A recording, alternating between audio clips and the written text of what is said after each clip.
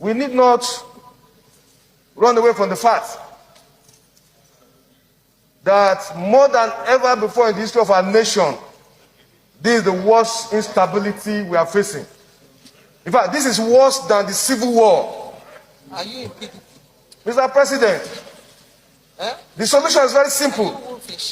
Today, there are a lot of misgiving, a lot of misinterpretations of what is happening.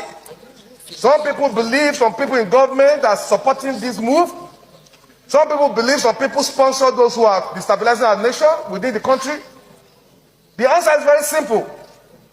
We cannot pretend that we are capable of confronting the situation in our hands.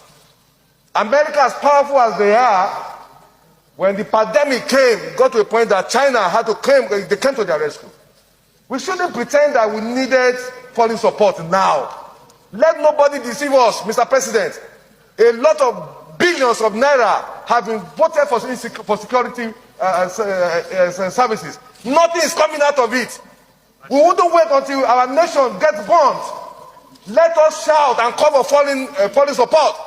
I am a APC man and I've been supporting my party.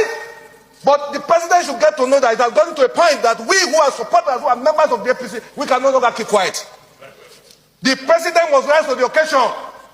Okay, now the parliament has woken up because of the insecurity is now getting to their domot. But when it was on one side, they were there busy lavishing the public fund. I don't know how lawmakers will sit and none of them will be ashamed to not contribute a better thing to the growth of this country. And they don't even feel ashamed that the people that voted them to represent them, what will they say back home? Although that this Nnamdi case has opened a lot of people's eyes, and some people have seen that if they do not talk on this, maybe tomorrow it may be them, because this is totally injustice. We have seen the speech of a lot of people, and both the sensible and the non-sensible ones. But anyway, Nnamdi Kanu, I saw a new post that Nnamdi Kanu has finally speak. He said, James K. Omotosho has no authority to waive my constitutional right to my final written address, whereas I should have addressed all this issue. James K. Omotosho disobeyed the Supreme Court directives. I, Nnamdi Kanu, was convicted on a dead law. This is not about Mazen Nnamdi Kanu. It is about the citizens of this country. Your apparent action has misled many people, and numerous individuals are lavishing in prison. Having faced similar situation without knowing their right, we are trampled upon. That is why I said, evil ends with me, Mazi Nnamdi Kanu.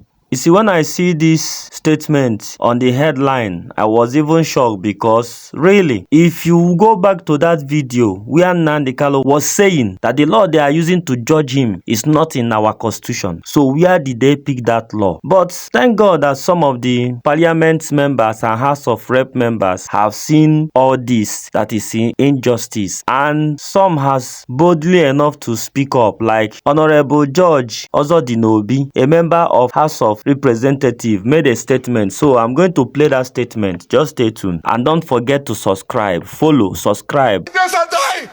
We must learn to the occasion. As for me, Mr. President. We were refugees during Nigerian Biafran war. As a child, I know how my parents suffered to keep me alive for that 3 years. But let us tell ourselves the truth. What kind of sovereignty allows terrorists to capture and kill a whole general like a common criminal?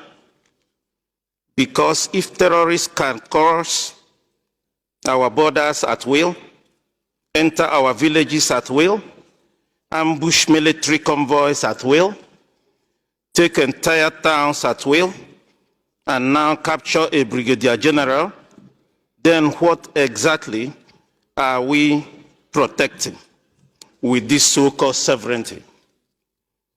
Is this sovereignty when terrorists are the ones controlling forests, highways, and communities?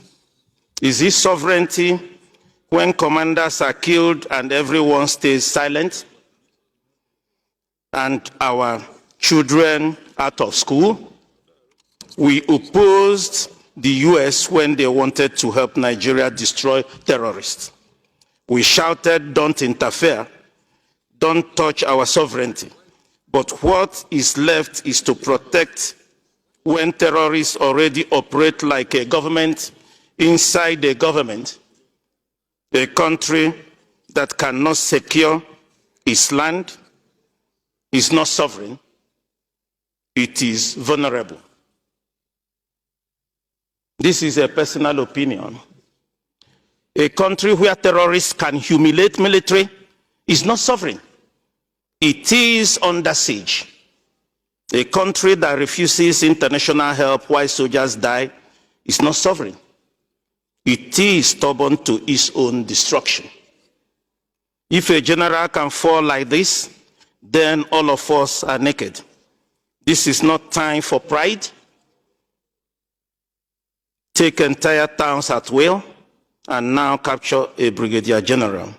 Then what exactly are we protecting with this so-called sovereignty?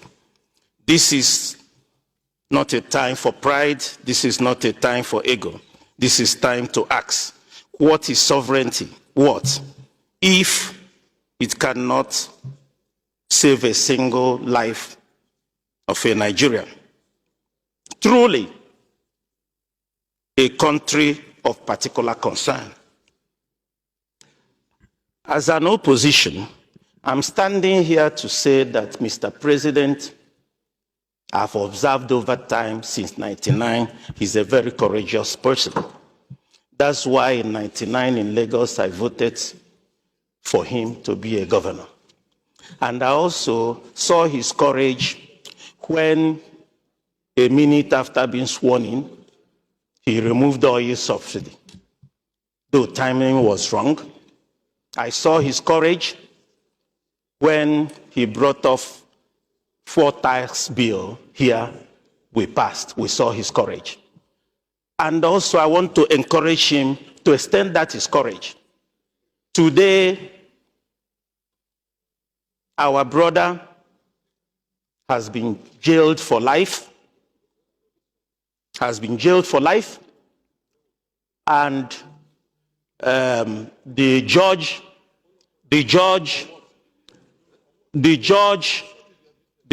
who jailed him saw before him what you are distracting me. The judge who jailed him on Motosho saw things before him that made him to jail him for life. Good enough. But Mr. President has the greatest opportunity now. I'm not a lawyer, but I'm a lawmaker. That Mr. President Leader, please. Mr. President today has the greatest opportunity as a very courageous person, that today I know that point of order. The counsels to Mazi Kalu Nwankwo has not gone for appeal. We are not appealing today. We are demanding today that within the ambits of law of these 60-90 days, he has not gone to court. Order. For Mr. President to give him a pardon and release Nnamdi Kanu to us. I rest my case. Okay, thank you, Karen. Thank you. As much as I speak for the Southeast, virtually everything we'll discuss today about insecurity runs across our country. They are interconnected. So it is even very difficult to compartmentalize them into regions. They may rear their heads differently, but at the end of the day, they are interconnected. So that if I'm talking about banditry or insurgency or kidnapping or whatever name you call it in the Southeast, you will find out that it has become a common denominator in the entire country. Mr. Speaker, my respected colleagues, the issue of insecurity in our country has been very, very well documented. In fact, I find it very difficult making a rehash of what my colleagues have said. It has been very, very well documented. There is hardly anything new anybody is going to say. We are not trying to reinvent the wheel in terms of how to tackle our security challenges. Mr. Speaker, let me draw our attention to just the last, the 9th Assembly. Mr. Speaker, this Honorable House picked about 40 of us and took us to the to NIA, National Intelligence Agency, where for 1 week, 7 clear days, we brainstormed on the causes of insecurity in this country and how to address them. Mr. Speaker, this House came out with a report, a resolution, and transmitted same to the executive. That was the last administration. Mr. Speaker, up till date, I don't have any recollection that that administration did anything about our recommendations. Mr. Speaker, that brings me to the major problem, the core of the problem we have. It is implementation. Somebody once said that in policy, implementation is the graveyard of policy in Nigeria. We have all the beautiful ideas. My colleagues have all made all their recommendations, all their opinions, all their suggestions. But when it comes to implementation, that is where we have the problem. And that is why some people will tell you that where is the will to implement all these things we are saying. So, Mr. Speaker, I don't think there is anything new anybody is going to say in terms of insecurity or how we should combat it in this country. It is all well documented. What we should do is to make sure, is to, as much as possible, employ the executive arm. We don't implement these things. All our resolutions, there's hardly any week we don't have a plethora of resolutions on insecurity. What has happened to those resolutions? We are not expected to implement our resolutions. Our resolutions are our opinion, the opinion of a house. Just like you let us know at the beginning that at the end of the day we are going to come up with resolutions. We are not going to implement those resolutions. We'll still take them to the executive arm. So what I'm suggesting, Mr. Speaker, is that the leadership should also interface with the executive to ensure that some of these resolutions, including past ones, are implemented. If they are implemented in a holistic way, in a structured way, and not the knee-jerk approach we are adopting to insecurity in this country. Yesterday, I was reading about Kebbi State, Kwara State, and what other state, where they said there will be air surveillance. So after this week, what happens to the air surveillance? Maybe next week, when we don't hear there was kidnapping in Niger State or in Kwara State, nobody will talk of air surveillance again. Whereas a holistic approach will make sure that the correct thing is done. So, Mr. Speaker, I'll end by imploring my colleagues, the leadership, to get in touch with the executive arm and ask them to do the needful, which is to chest out and implement the resolutions within they already have them, so that this country can be a place you can sleep and close your eyes. Thank you very much.